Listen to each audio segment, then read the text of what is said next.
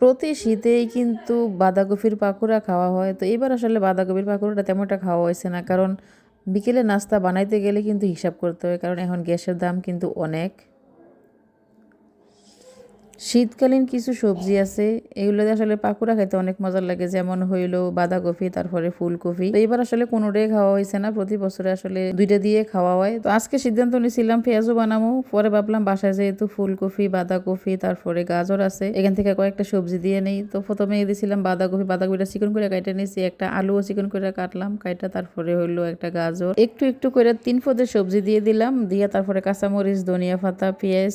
তো কাঁচামরিচ আমি বাইটা নিয়েছিলাম ডালের সাথে, বাইটা তারপরে দিয়ে দিছিলাম আর কি। তখন সবগুলো সবজি একসাথে করে নিয়েছেন, একটু একটু মশলা দিয়ে দেবো। তো প্রথমে দিয়ে দিলাম হলো লবণ, তারপরে আদা রসুন বাটা, মানে আমার যা যা মশলা আমার দরকার সব থেকে একটু দিয়ে দিলাম। গোলমরিচের গুঁড়া আর হলো গরম মশলা, এই দুইটা একটু এক্সট্রা ছিল আর কি, কারণ এই দুইটা মশলার কারণেই কিন্তু পাকোড়াটার মজাটা একটু বেশি হয়েছে, কারণ এটা আলাদা একটা গ্রান আছে। তো আমার মেয়ে কইছিলাম ম্যাজিক মশলা দাও, তো আমি আর ম্যাজিক মশলা না দিয়ে এই মশলাটাই দিয়ে দিলাম। তারপরে একটু হাতে ভালো করে মাখিয়ে নেবো, যাতে প্রত্যেকটা সবজি যাতে নরম হয়। মাখাই আমি কিছুক্ষণ রেখে দিয়েছিলাম, রাখার পর তারপরে এখন পাকোড়া বানাই নেবো। তো ফ্রাই প্যান বসাই দিলাম, বসে সয়াবিন তেল দিয়ে দিলাম। আমার বাসায় কিন্তু আমি সবসময় সরিষার তেল খাই, কিন্তু ভাজা পোড়ার জন্য আলাদা হয়েছে সয়াবিন তেল। তো সয়াবিন তেল দিয়ে দিলাম, দিয়ে তারপরে আমি একটু বড় বড় করে পাকোড়া দিতেছি, কারণ ছোট ছোট করে দিলে কিন্তু অনেক সময় লাগবে। তো এই কারণে আমি একটু বড় বড় করে সুন্দর করে তারপরে দিয়ে দিলাম। ডাল আর সবজি কিন্তু অনেকটা হয়ে গেছিল, তো ছোট ছোট করে বানালে কিন্তু অনেক সময় দরকার, এই কারণে একটু বড় বড় করে দিলাম। আমার গ্যাসটাও বাচ্চা যাইব, তারপরে হইলো গিয়ে 3বারে আমি শেষ করতে পারবো, এই হিসাব করে কিন্তু আসলে দেওয়া হয়েছে একটু বড় বড় করে। তো আমার 1 ফিট হয়ে গেছে, আমি আরেক ফিট উল্টাই দিলাম, একটু লাল লাল করে ভাজা নেবো। প্রথমে কিন্তু আমি ভাবছিলাম এভাবে বানাইলে আসলে জানি কেমন লাগে, খাইতে জানি মজা হয়নি, আসলে ভাবি নাই এত মজা যে হইব। অনেক মজা হয়েছিল,